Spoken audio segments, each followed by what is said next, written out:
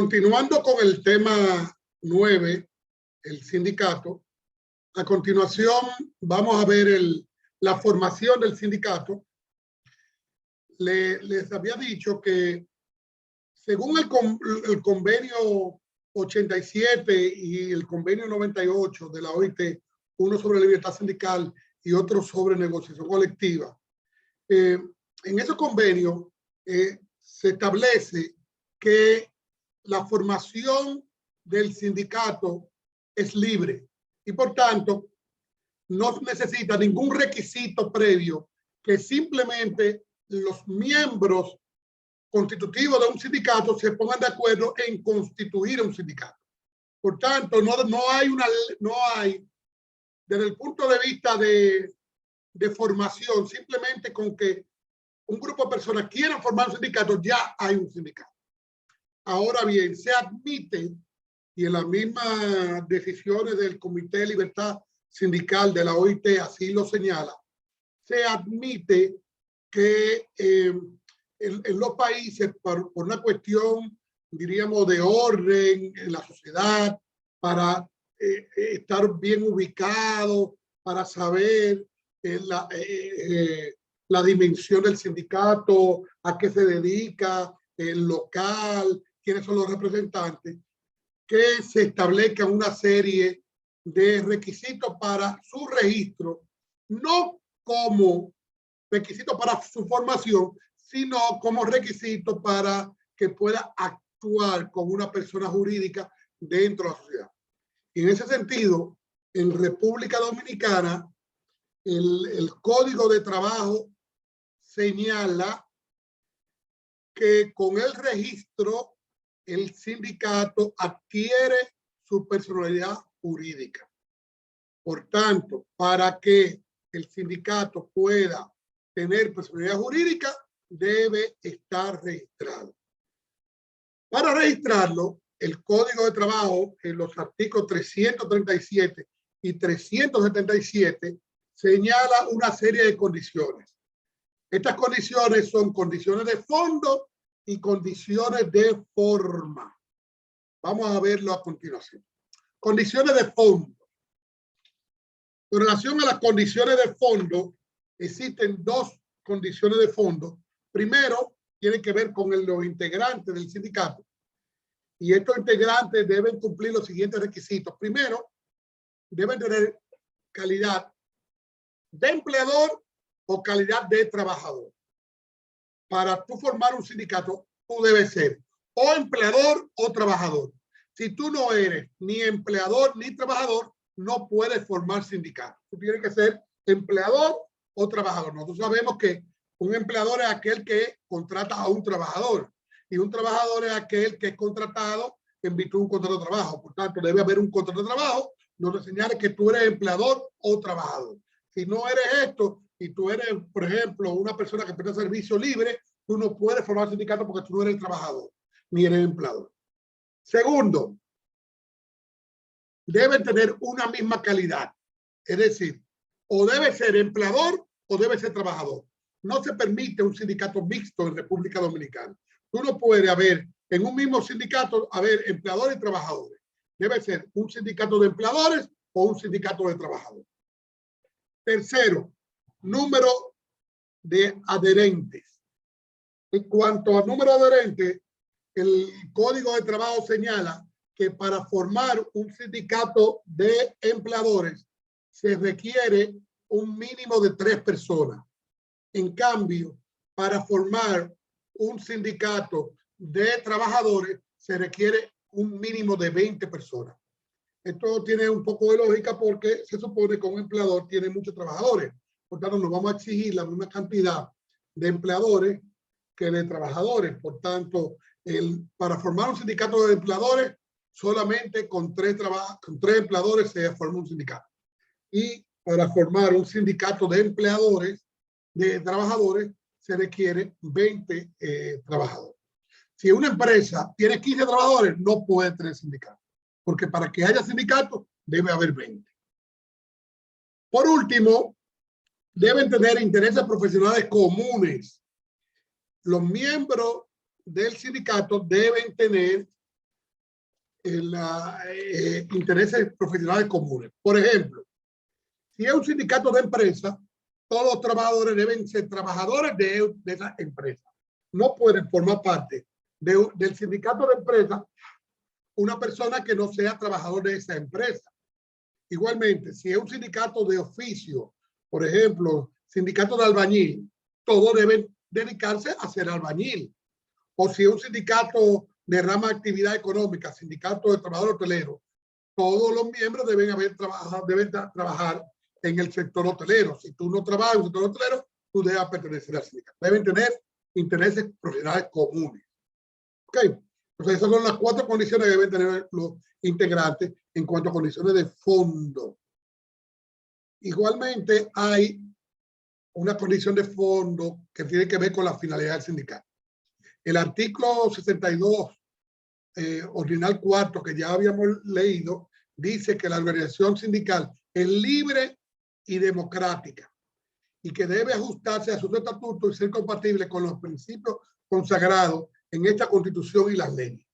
Por su parte, el artículo 317 del Código de Trabajo establece que el sindicato es toda organización de trabajadores o de empleadores constituidos de acuerdo con este código para el estudio, mejoramiento y defensa de los intereses comunes de sus miembros. Por tanto, la finalidad del sindicato es defender los intereses comunes de sus miembros.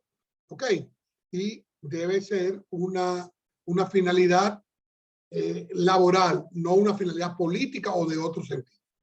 La finalidad del sindicato es defender para el estudio, mejoramiento y defensa de los intereses comunes de sus miembros. Esa es la finalidad que debe tener el sindicato. Si hay otra finalidad, se deviene en nulo el sindicato. Estas son las condiciones de fondo. Además de las condiciones de fondo, existen condiciones de forma. Estas condiciones de forma tienen que ver con los estatutos.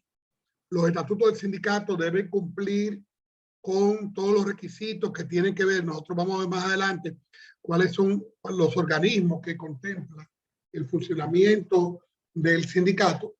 Debe tener los organismos, estos estatutos deben contener el nombre del sindicato, un domicilio del sindicato, debe establecer los organismos de acuerdo a lo que señala la ley. Hay 2 organismos, lo vamos a ver, un organismo deliberativo, una asamblea, que son la asamblea de los miembros, y también hay un organismo directivo. Y también debe haber unos comisarios que vamos a ver ahí. Es decir, dentro de los estatutos deben contener todos estos requisitos que establece la ley, de acuerdo a la ley. También en estos estatutos debe señalarse la forma de vigencia del sindicato, cómo se adquiere la membresía, cómo se sale y todo esto. Es decir, la vida interna del sindicato debe estar en los estatutos. Además de estos estatutos deben estar, firmados por los miembros constitutivos del sindicato. Nosotros señalamos que debe haber por lo menos 20 miembros. Entonces, 20 miembros de ese sindicato de trabajadores deben firmar los estatutos. En segundo lugar, debe haber una convocatoria a todos los trabajadores de la empresa. El Código de Trabajo de 1992 incluyó este requisito para poder registrar un sindicato. Que exista una convocatoria previa a todos los trabajadores de la empresa para que ellos, de forma democrática, decidan si quieren pertenecer o no a ese sindicato. Entonces, debe haber dentro de los documentos hacer una convocatoria previa para que los trabajadores todos los trabajadores puedan acudir a esa asamblea constitutiva. Por último, debe establecerse y debe realizarse una asamblea general constitutiva. En esta asamblea general constitutiva debe haber por lo menos, en el caso del sindicato de trabajadores, 20 miembros. En el caso de empleadores, 3 miembros. En esa asamblea deberán aprobarse los estatutos del sindicato, deberán aprobarse la primera directiva del sindicato y deberá decidirse la formación ya definitiva de ese sindicato. Cumplidos estos requisitos, tanto de fondo como de forma, hay que solicitar el registro del sindicato al Ministerio de Trabajo. Esta solicitud de registro se realiza mediante una instancia dirigida al director general de trabajo solicitando el registro del sindicato. A esta instancia hay que adherirle copia de los estatutos firmados por los 20 miembros constitutivos, mínimo 20 miembros, de la convocatoria a los demás trabajadores de la empresa que acudan a la formación del sindicato, el acta de la Asamblea General Constitutiva, la nómina de los miembros fundadores. Todo esto debe estar acompañar esa solicitud de registro del sindicato. Una vez depositada esa solicitud de registro, el Ministerio de Trabajo estudiará toda la documentación depositada por el sindicato. Si el director de trabajo, estudiando la documentación depositada del sindicato, chequea que hay una documentación incompleta de los sindicatos, si está incompleta de los sindicatos, el director de trabajo, el Ministerio de Trabajo puede devolver a los directivos del sindicato la documentación para que la complete. Esta posible devolución la deben hacer en los 10 días del depósito, es decir, en los primeros 10 días del depósito, el sindicato, el Ministerio de Trabajo Público puede devolver la solicitud de registro para que completen alguna información. Pasados los 10 días, ya el Ministerio de Trabajo o niega el registro o registra el sindicato. Para eso tiene 30 días, 30 días. En ese sentido, la empresa, el director general de trabajo chequea. Si no cumple con los requisitos, tanto de forma como de forma, podrá dar una resolución diciendo por qué no cumple con el registro y niega el registro. En cambio, si él considera que cumple con el registro, con todas las obligaciones, tanto formales como de fondo del sindicato, otorga el registro, le da un número de registro y ordena el registro en el registro sindical que hay en el Ministerio de Trabajo.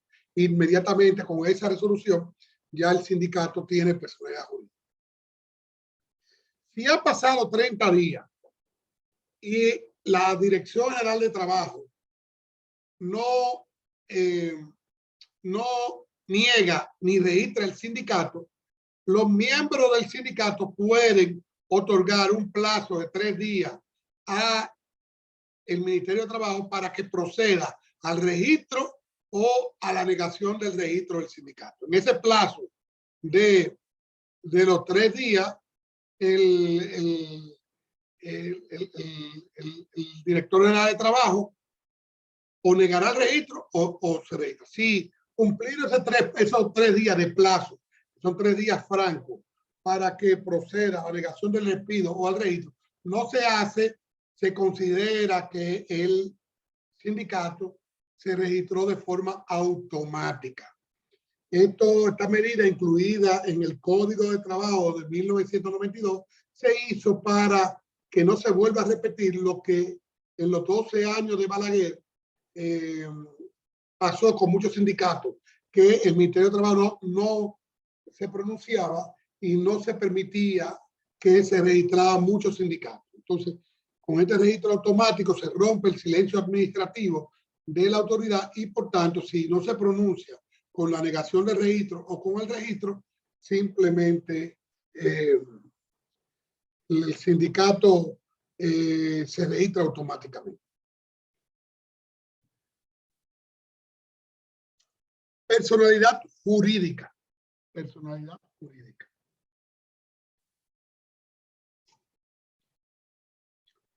Con el registro, el sindicato adquiere su personalidad jurídica, nace a la vida jurídica, se convierte en persona moral y como tal, el sindicato tendrá un nombre, un domicilio social, un patrimonio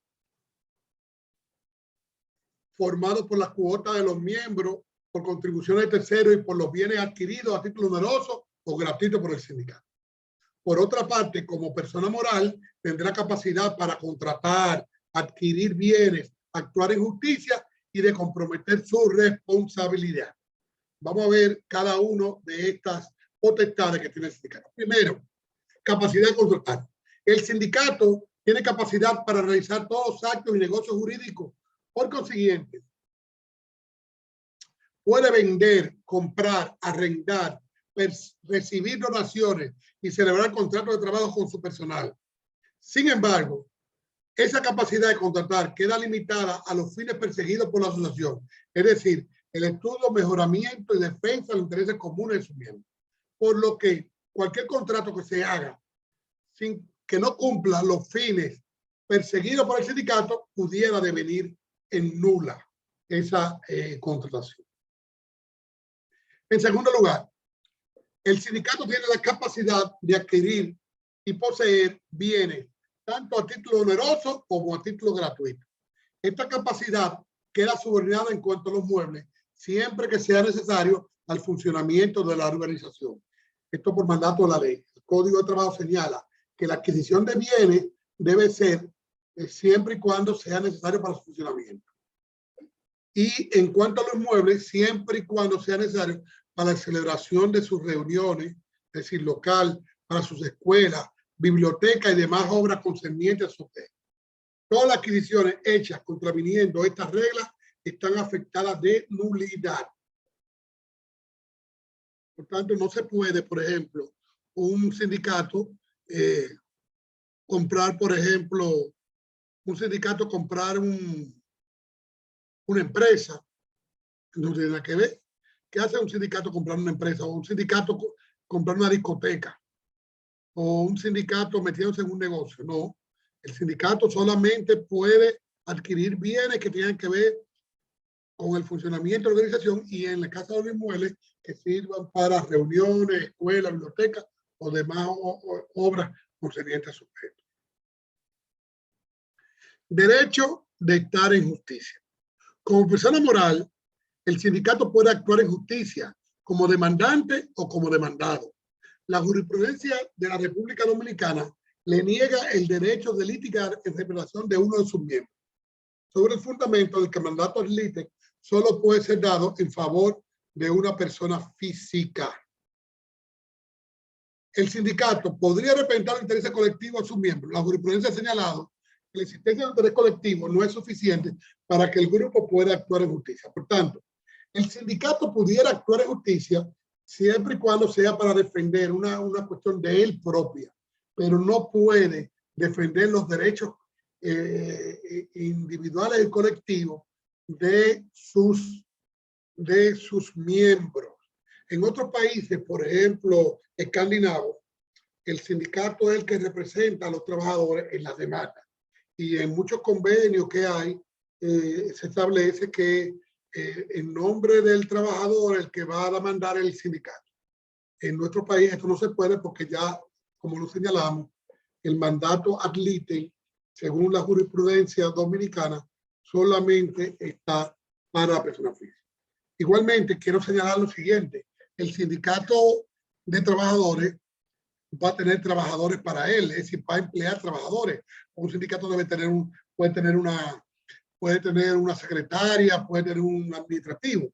Y puede ser que esa persona tenga un conflicto con el sindicato y demanden al sindicato porque no le pagó prestaciones, porque no le cumplió. Y entonces el sindicato puede ser demandado como empleador. El sindicato de trabajadores puede ser demandado como empleador. Sí, puede ser demandado porque puede tener trabajadores y puede actuar en justicia y por tanto puede ser demandante o demandado. Okay. Por último,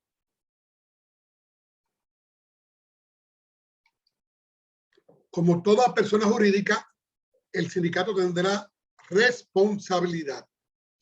Y por tanto, el sindicato es responsable de sus actos y de sus hechos contractualmente y extracontractualmente como guardián de la cosa inanimada o por el hecho de su prepucio. Puede serlo también delictualmente por un hecho culposo si el órgano social incurre en culpa, de acuerdo a lo que establece en 1382, que es la responsabilidad delictual, civil delictual, del que causa un daño al otro, obliga a aquel por cuya culpa sucedió a repararlo. En cuanto a la responsabilidad penal, en base al principio personal de las penas, una persona moral no va a poder ser sancionada, salvo las leyes especiales que ya sabemos. Su representante local podrá sí ser castigado si una ley especial lo establece. Funcionamiento.